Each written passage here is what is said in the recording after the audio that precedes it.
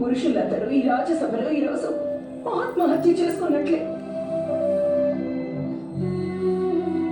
ఎవరైనా తమ శరీరాన్ని చంపుకుంటే దానిని స్వహత్య అంటారు.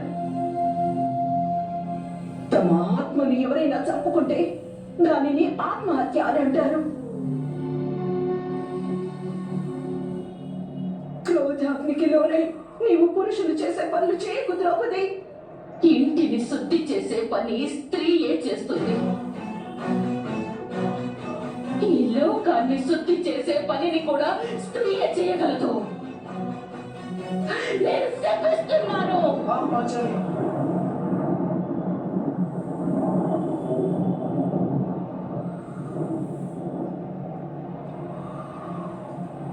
ఈరోజు పాండిపుత్రులపై భరింపరాని కళంకం అంటుకుంది పాంచాలి.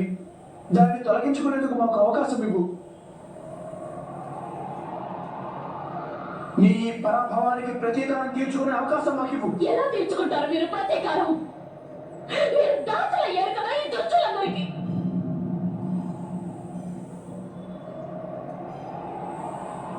ఇప్పుడు నేను మిమ్మల్ని నా భర్తగా భావించడం లేదు.